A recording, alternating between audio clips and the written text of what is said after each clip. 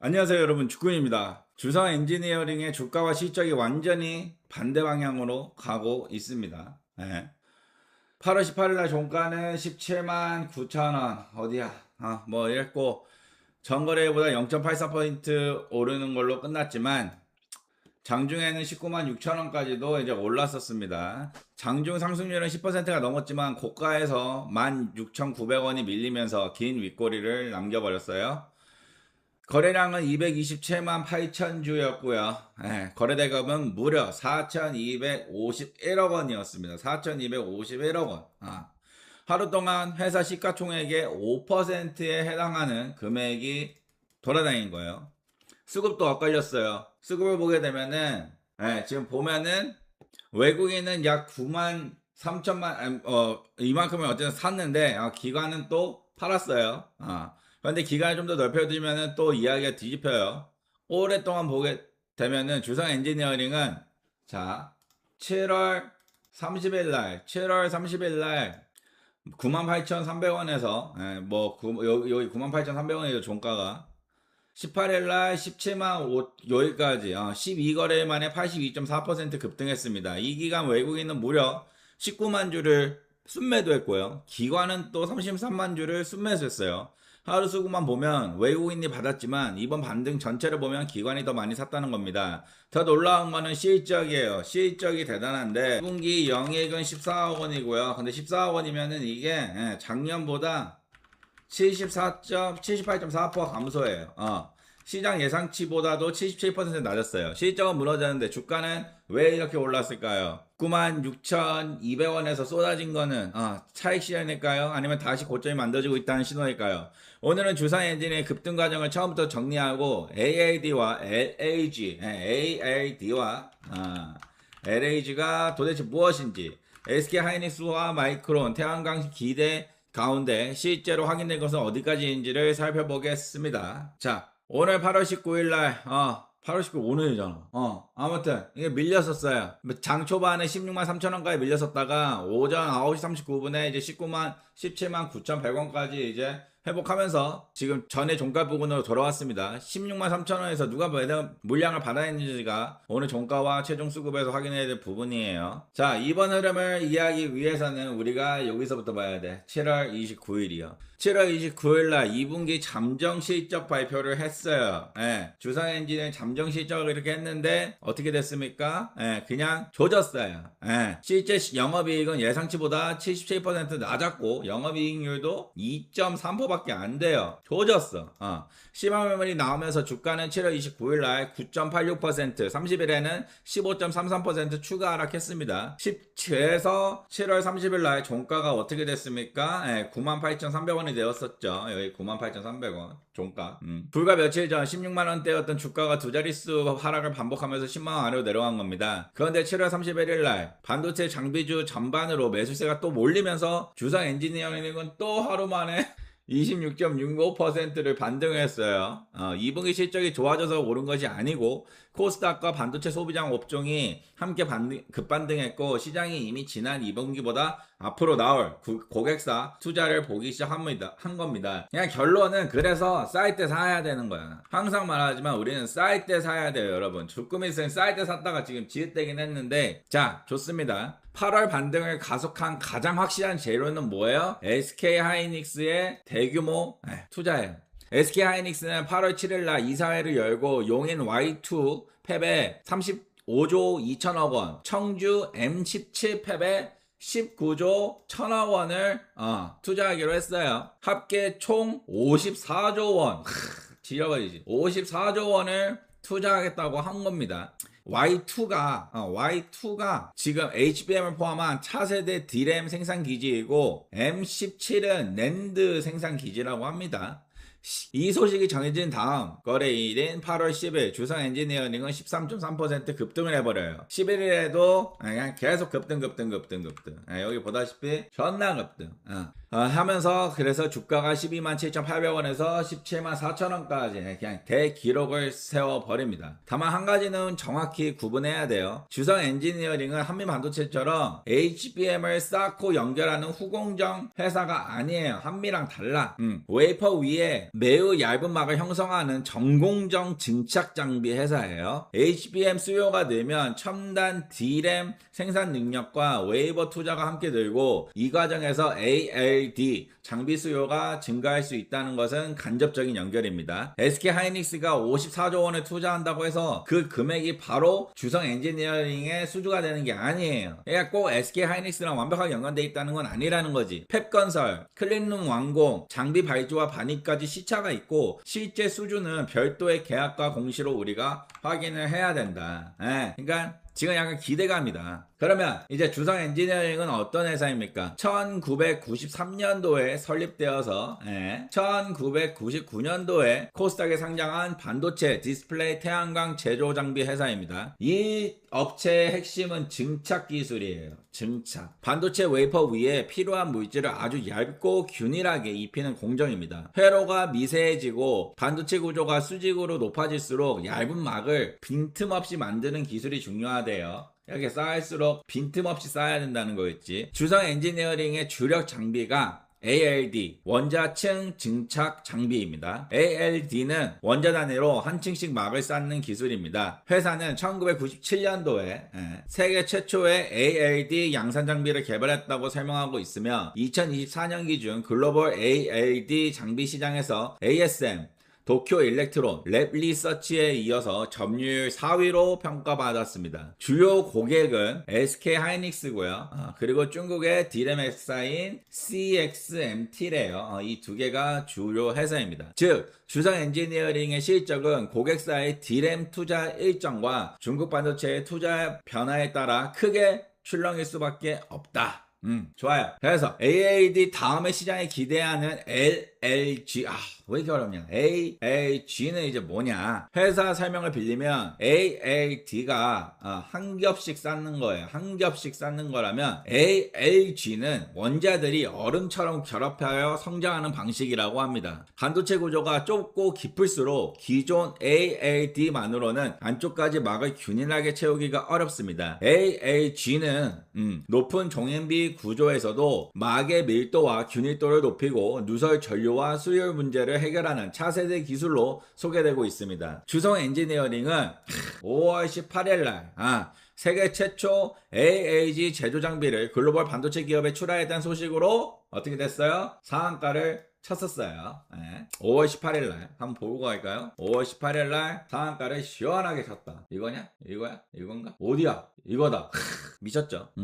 이후 주가는 코스닥 시가총액 상위권까지 급등했습니다. 다만 출하와 대규모 양산 매출은 다릅니다. 첫 장비가 고객사의 평가와 양산 검증을 통과해야 후속 발주가 이어집니다. 따라서 앞으로 확인해야 될 거는 이제 세계 최초라는 수식어보다 해당 고객사의 추가 구매 주문과 실제 매출 인식이에요. 어쨌든 그래도 AAG가 이제 핵심 기술이 될 것 같은데 상당히 긍정적이다.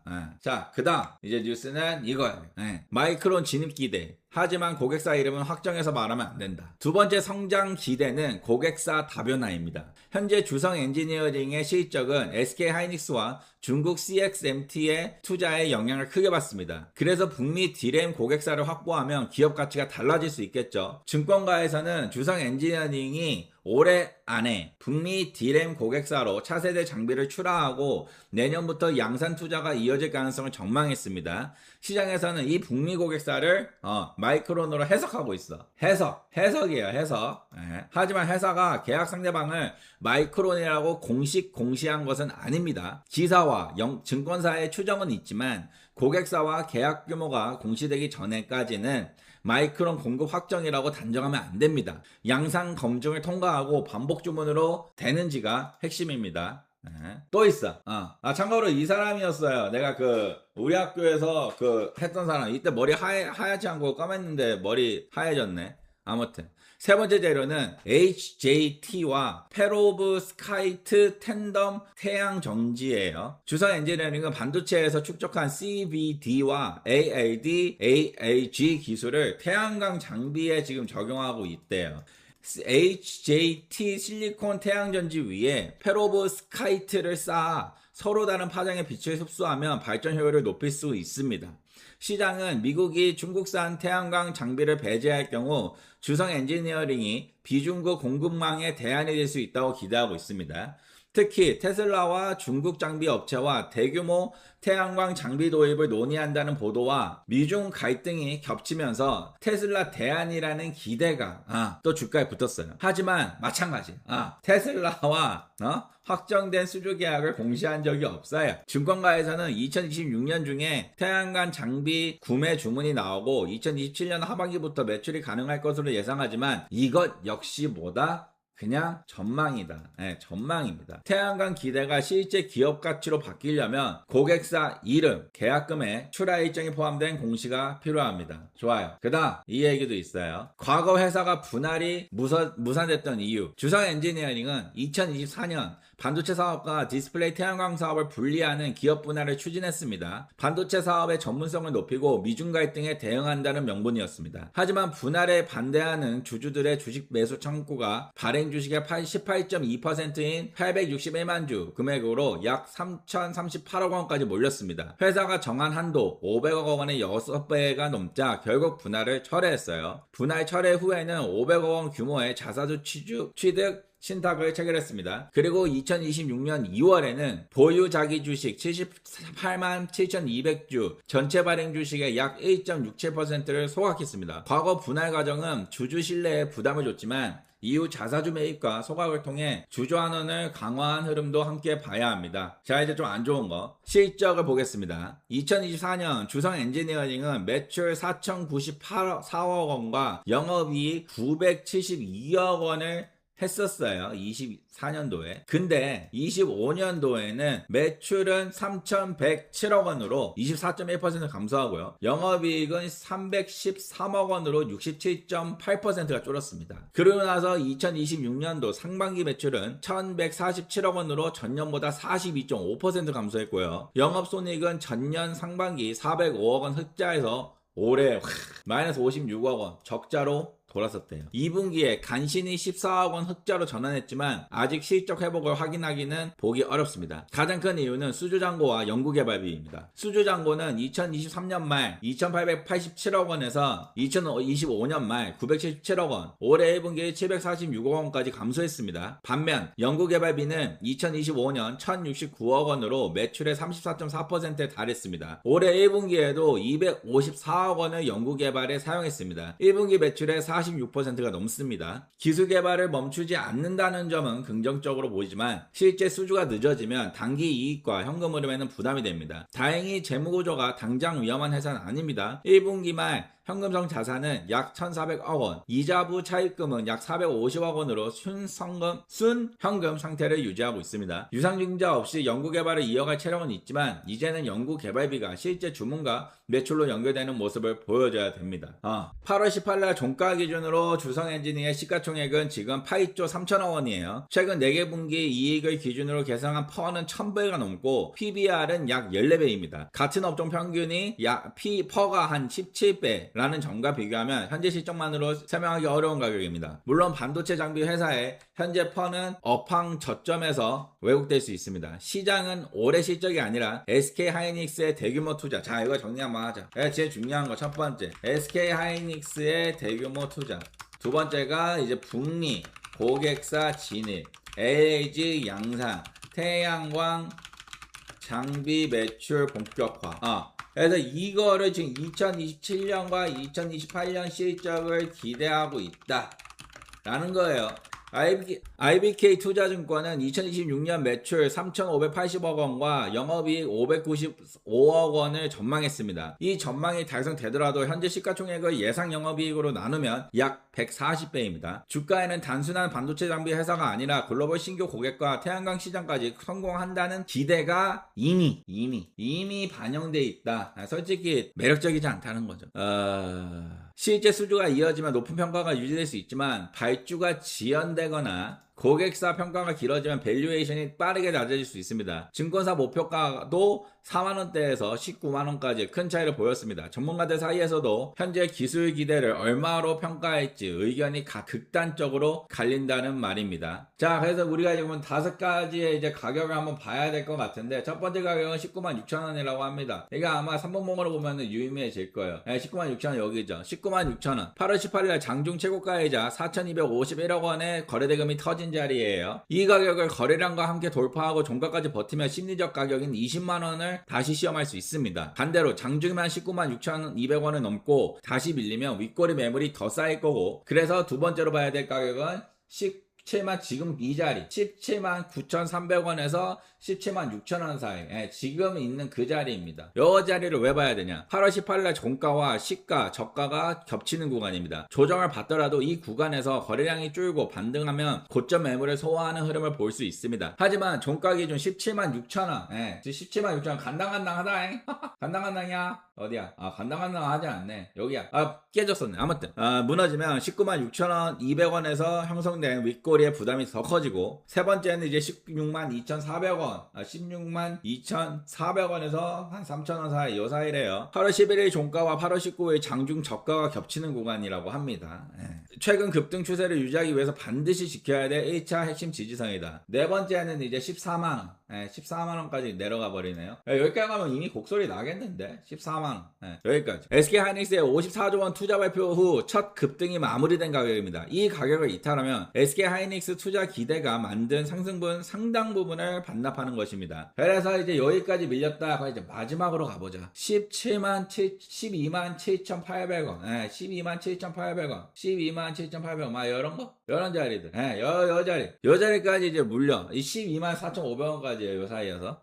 8월 급등이 시작된 그 가격입니다. 이 가격까지 밀리면 12거래의 82% 반등 추세가 사실상 훼손됐다고 볼 수 있습니다. 정리하자면, 자, 정리. 5개 구간이 있어요. 16만, 이거 첫 번째고요. 여기가 이제 넘어갔어. 돌파하고 안착해. 그럼 20만원 도전할 거고요. 17만 9,300, 17만 6천원에서 17만 9,300원 자리에 있으면은 첫 지지를 하는지, 지금 자리에요. 시험 받고 있습니다. 그리고 16만 2,400원 종가 이탈하면은 다 단기 위험 신호고요. 14만 4,800원 이탈은 이제 SK 하이닉스 투자기대 상승분이 훼손되는 거고요. 12만 4,500원이 돼버리면은 이제 8월 반등 실패.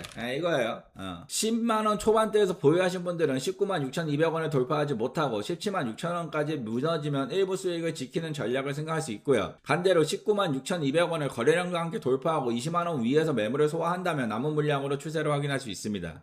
17만원 이상에서 추격 매수하신 분들은 16만 2,400원에서 16만 3천원 구간을 가장 중요하게 봐야 됩니다. 이 가격은 8월 11일 종가이자 오늘 장중 급락에서 매수세가 돌아온 자리입니다. 종가로 무너지면 바로 추가 매수하기보다 14만 4,800원에 여기서 다시 지지를 받는지, 4,800원 이 자리에서 다시 지지를 받는지를 한번 보세요. 신규 진입은 장 초반 급등을 따라하기보다 두 가지 흐름을 기다리는 것이 상대도 안전합니다. 19만 6,200원을 돌파한 뒤 종가까지 안착하는지, 16만 3천원 부근 조정에서 거래량이 줄고 실제 반등이 나오는지, 주성 엔지니어링 하루에 10% 이상 움직이는 일들이 반복되고 있습니다. 기술에 대한 확신과 매수 가격에 대한 원칙은 별개로 가져야 됩니다. 마무리할게요. 주성 엔지니어링은 단순히 이름만 붙은 HBM 관련주는 아닙니다. 30년 넘게 증착 기술을 개발했고 글로벌 ALD 시장 4위 위치와 4세대 ALG 기술을 보유한 실제 장비 회사예요. SK 하이닉스의 54조 원 투자와 북미 D램 고객사 진입 가능성도 분명히 긍정적입니다. 하지만 현재 주가에는 아직 공시되지 않은 마이크론 양산과 테슬라 태양광 수주까지 상당 부분 기대가 들어가 있습니다. 2분기 영업이익은 14억 원에 불과했고요. 상반기 전체로는 56억 원 영업 적자예요. 반면 시가총액은 8조 원을 넘었습니다. 그래서 이제 다음 거래에는 뉴스 제목보다 세 가지를 확인하자고요. 16만 6,200원을 돌파할 건지, 16만 2,400원에서 3,000원 사이를 지키는지, 그리고 기관이 이번 반등 구간에서 다시 순매수로 돌아오는지입니다. 주성 엔지니어링의 기술이 지금의 시가총액을 정당할 만큼 큰 수주로 연결될 것으로 보이시나요? 아니면 아직 실적보다 기대가 너무나 앞서갔다고 보이시나요? 댓글로 의견 남겨주시고요. 도움이 되셨다면 구독과 좋아요 부탁드립니다. 지금까지 주꾸미였습니다. 감사합니다.